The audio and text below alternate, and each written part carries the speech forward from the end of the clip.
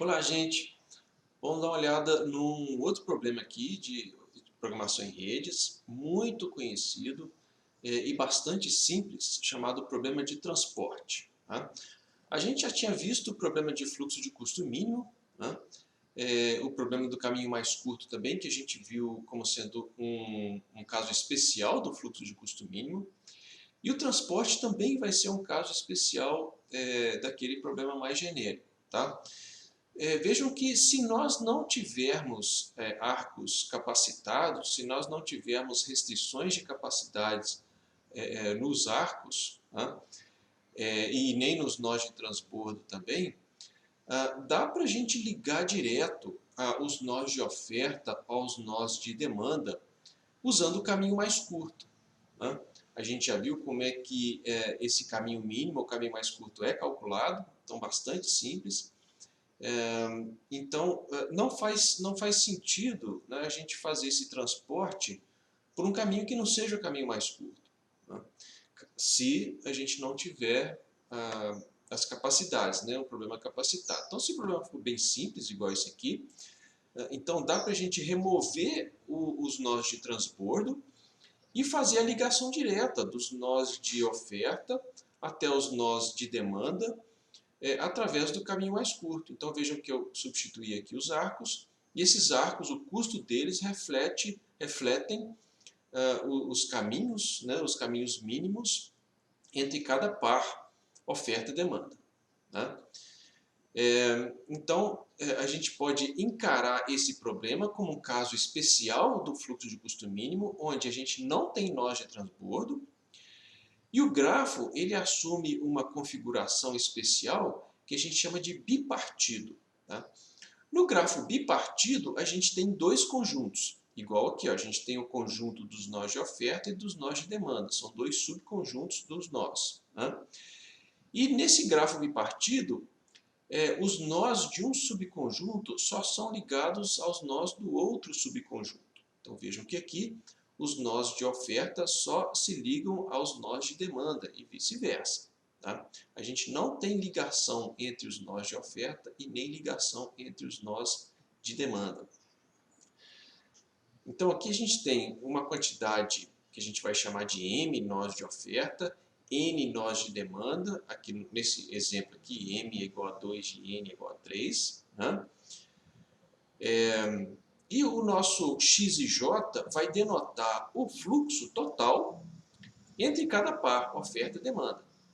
Né? Então, nesse caso aqui, por exemplo, o X27 seria o quanto que o nó de oferta 2 manda para o nó de demanda 7. Por onde que ele vai passar? Vai passar pelo caminho mais curto.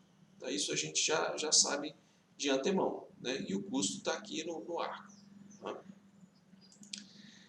Então, o modelo completo ficaria assim. Tá? Eu vou minimizar a soma dos custos, tá?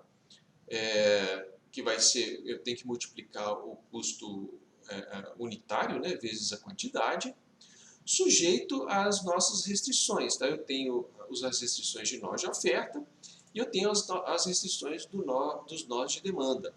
Então, tudo que sai de cada nó de oferta não pode ultrapassar a capacidade de oferta, e tudo que chega a cada nó de demanda tem que ser igual à demanda que foi pedida. Tá?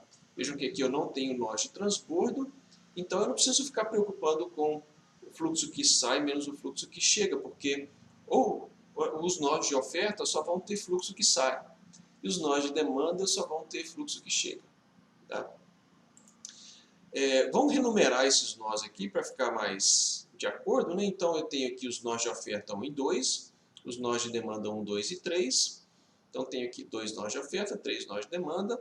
Eu sei o que significa, né, cada nó. As ofertas são Lavras e São João del Rei e assim por diante. Né? Aqui os nós intermediários não interessam, porque eu já sei por onde que vai passar o produto. Tá? Então eu tenho o meu modelo que vai ficar dessa forma. Né? Colocando de forma genérica, a gente tem isso aqui. Ó, minimizar a somatória dos custos, né, do fluxo, sujeito às restrições para os nós de oferta e para os nós de demanda. Então, eu só tenho, como eu falei, né, para os nós de oferta, fluxo que sai, para os nós de demanda, fluxo que chega. As restrições ficam bem simples. E eu posso ter também restrições de capacidade nos arcos, se for o caso, né? Para os nós aqui não faz o menor sentido, mas para os arcos eu posso ter restrições técnicas no problema capacitado, né? Então, nesse exemplo nosso, a gente vai ter essa solução aqui do link, que corresponde a esse grafo. Então, vejam que a gente já tem aqui a quantidade. Aqui, no caso de transporte, só me interessa o quanto que cada oferta manda para cada demanda. Tá? É isso que me interessa e é isso que eu vou obter aqui. Tá? Então, a quantidade nos fluxos tem que satisfazer as demandas e não pode ultrapassar as ofertas. Aqui eu vou ter uma sobra. Vejam que se eu comparo isso aqui com o fluxo de custo mínimo, né, que a gente viu na primeira aula, dessa parte, obviamente eu vou ter o mesmo custo, tá? Porque eu sei que eu estou passando pelos caminhos mais curtos, né, no problema não capacitado, mas vejam que eu tenho aqui soluções diferentes. Tá? No primeiro caso aqui do fluxo de custo mínimo, a minha sobra foi no segundo nó, né, no São João del Rei, né? E aqui no transporte a sobra está sendo no nó de Lavras. Tá? O custo é o mesmo, ou seja, aqui eu tenho mais de uma solução ótima. Tá? Assim como em outros problemas que a gente viu, isso pode acontecer, eu ter mais de uma solução ótima. Tá? Então foi o que ocorreu aqui dentro do Limbo. A hora que eu simplifiquei a modelagem, ele determinou uma outra solução ótima e tudo bem. Então vamos lá. Tá? Eu tenho o meu modelo, inserindo os nós de folga, né? Os fluxos, né, de folga, as variáveis de folga. Eu vou ter isso aqui, minhas equações, tá? E passando isso aqui para a forma padrão, tá aqui bonitinho. Eu vou maximizar menos o custo, né? Passando isso aqui para o lado esquerdo. Então eu vou ter isso aqui que corresponde a esse quadro simplex. Então se a gente fosse calcular isso aqui pelo simplex, manualmente, né, a gente teria exatamente esse quadro. Tá? Vejam que nesse quadro aqui eu não tenho uma base inicial. Tá? Não consigo formar a base inicial usando as variáveis de folga, porque as restrições de demanda não têm variáveis de folga. Tá? Então vejam que fica faltando alguma coisa aqui, e a solução então seria usar variáveis artificiais para obter uma solução básica inicial viável. Tá? No caso do problema de transporte, tá? A gente pode obter essa solução básica viável inicial através de uma heurística. Tá? Uma heurística é um algoritmo. Heurística significa busca, tá certo? Então isso vem lá do Arquimedes, né? Quando ele né, diz a história que ele entrou na banheira, né, viu a água crescer e aí saiu gritando eureka, pelado pela rua, etc. E daí veio a lei do empuxo. Mas, então, eureka, heurística, significa encontro, busca, né, achei. Heurísticas em computação são algoritmos onde você vai obter uma solução, tá, a melhor possível, ou uma solução possível, e dependendo do tipo de heurística, ou dependendo do algoritmo que você usa, você pode ter soluções melhores ou piores, mas não necessariamente a melhor solução. Então, a heurística ela não garante para você a melhor solução. Ela vai te dar uma solução, de preferência bem rapidamente, tá? Uma solução com que você possa trabalhar. Isso é usado em uma gama enorme de problemas dentro da computação. Muitas vezes é usado para obter soluções iniciais, onde você depois vai aplicar ou um método de busca ótimo, ou então em uma outra heurística, para obter uma solução melhor. Tá? No caso do problema de transporte, a gente tem alguns algoritmos, algumas heurísticas que servem justamente para obter uma base inicial. Tá? Um deles é o método do canto noroeste. A gente tem também um método chamado de menor custo, tá? O método de aproximação de Vogel e o método de aproximação de Russell. Tá? Todos eles te dão uma solução inicial, não garantem a solução ótima. Os dois últimos, tá? O método de aproximação de Vogel e de Russell, normalmente dão soluções melhores, tá? Em geral, mas eles são um pouquinho mais complicados de fazer na mão. Tá? Em geral são implementados no computador, mas para fazer na mão são um pouquinho mais chatos. O método do canto noroeste, ele é completamente burro, vamos dizer assim, né? Ele obtém uma solução sem levar em conta os custos, então, em geral, as soluções dele são muito ruins, mas ele é muito rápido. A gente vai ver aqui o método menor custo, tá? Que não é o melhor deles, tá? Mas ele costuma dar soluções muito melhores do que o do canto noroeste, tá? Muitas vezes não tão melhores do que os outros dois, mas ele é muito simples da gente entender e de fazer aqui, tá bom? Então, vamos ver esse método do menor custo. Como o nome indica, né? Ele vai ser um método onde a gente sempre busca pegar o menor custo da tabelinha de uma forma que a gente chama de gulosa, então ele é um método guloso, né, uma heurística gulosa, mas é muito simples. Então vamos lá. Então pegando aquele exemplo nosso, tá? Eu tenho aqui os custos C e J originais aqui em cima, e aqui embaixo eu vou colocar as minhas quantidades. Tá? Então a gente pega o menor custo, tá? Que seria 8 aqui. Tá? Esse 8 corresponde a essa célula aqui embaixo, né? O envio de São João del Rei para Ponte Nova.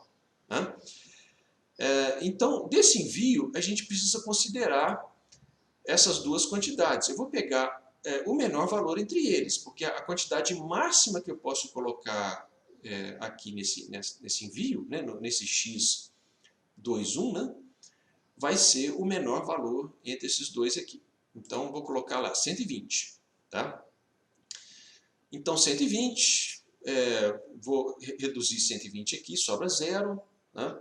Então, a demanda de Ponte Nova já foi satisfeita, eu não posso tirar mais do que isso. Tá? E a oferta de São João del Rei, reduz de 120, vai sobrar 180. Tá? Então, pegando o outro, o próximo menor custo vai ser esse daqui, que corresponde a essa célulazinha. Então, a gente pega o menor valor entre 250 e 500. O menor valor vai ser 250. Tá? E reduz lá, 250 sobra 0. Então, com isso, eu consigo satisfazer a demanda de Ipatinga. E a oferta de Lavras vai sobrar 250. O próximo menor custo vai ser esse aqui embaixo. Tá? Vejam que nesse aqui embaixo, tá? Eu já satisfiz a demanda de Ipatinga. Então,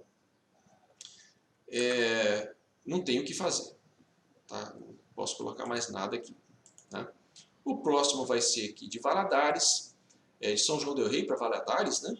Então, essa célula. Pego o menor valor entre esses dois. O menor valor vai ser 250. Com isso, a demanda de Lavras vai ser reduzido e a oferta, a demanda de Valadares vai ser reduzido e a oferta de Lavras vai para 0. Tá? Próximo menor custo vai ser esse aqui, essa célula aqui embaixo. Pego o menor valor desses dois, vai ser 80. Reduz aqui embaixo e lá vai sobrar 100. Tá? Consegui zerar todas as demandas, então o meu problema acaba aqui. Tá? Com isso eu tenho essa solução. Tá? Se eu calcular aqui o valor da função objetiva, né, multiplicando essas quantidades aqui embaixo pelos respectivos custos aqui em cima, tá, das células, eu tenho esse valor aqui. Vejam que esse valor me dá a solução ótima. Tá? Mas é uma feliz sorte, tá? Uma feliz coincidência. O método menor custo não me garante a solução ótima. O que aconteceria aqui nesse caso é que depois de determinar esse quadro, obviamente eu não saberia que a solução é ótima, tá certo? A gente sabe porque já calculou antes pelo Lingo, né? Mas ao iniciar o simplex depois, eu veria isso, né? Que não teria mais nada que fazer, eu já estaria no quadro ótimo. Tá? Vamos ver um outro exemplo aqui. Nesse caso, eu tenho três ofertas, ABC, eu tenho 3 demandas, 1, 2 e 3. Os custos estão aqui em cima, as ofertas máximas e as demandas estão aqui embaixo. Tá? Então, vamos aplicar o método menor custo para a gente achar uma solução inicial. Tá? Então, novamente, essas heurísticas não são para resolver o problema, são para achar uma solução inicial e não ter que usar variáveis artificiais, etc. Tá? Então, a gente tem aqui o menor custo 7. Tá? Então, o menor valor desses aqui, 1.500, reduz ali, reduz ali. Depois a gente tem ali um valor de 9, daquela célula ali. Então, o menor valor desses dois é 1.000, coloca ali, reduz aqui embaixo, reduz ali. Próximo menor custo é 11, tá? Vejam que eu tenho empate ali, né? Mas eu vou pegar sempre o primeiro. Então, eu tenho essa célula aqui. Vejam que essa célula cai. Eu já supri a demanda de 1, né? E até já esgotei a oferta do A também. Então, não tem o que fazer, tá certo? Passo para o próximo, que é 11. Também aqui, né? Eu já esgotei a oferta do A. Não tenho o que fazer, passo para o próximo, aqui é 12, tenho essa célula, agora sim, pego o menor entre 500 e 1.000, dá 500, reduz ali, o próximo vai ser 13, vejam que 13 aqui, tá? Também já esgotei a demanda, né? Já satisfiz a demanda de 1, o próximo, esse 13 aqui, também já satisfiz a demanda do 2, passa para frente, vou cair nesse daqui, e aí pego o menor valor desses dois aqui, dá 500, reduz aqui, reduz lá. Tenho agora o próximo menor valor aqui, esse daqui, que eu acho que é o último, né? E tenho então, fechou. Tá? Zerei todas as demandas, então termino aqui a minha heurística, tá? E eu vou ter essa solução então. Tá? Então, o custo vai ser isso daqui, dessa solução, seria uma solução inicial. Será que ela é ótima? Tá. Se a gente resolver esse problema aqui pelo software, ou continuar resolvendo, né, pelo simplex, a gente vai ver que a solução ótima dá isso daqui. Ó. Vejam que é um pouco menor. Tá? De 55.400 vai cair para 54.400. Mas vejam que, pela heurística do menor custo, eu cheguei bem perto. Tá? Possivelmente eu precisaria de poucas iterações aqui para poder chegar na solução ótima. Né? Então, se vocês olharem, né, a diferença, né, dessas alocações, vão ver que tem realmente algumas diferenças. Né?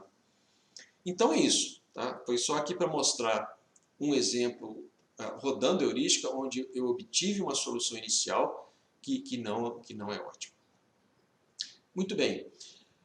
A partir daqui, o que eu faria seria montar o quadro, tá? Simplex, usando essa base inicial, tá? E prosseguindo com o simplex. Tá?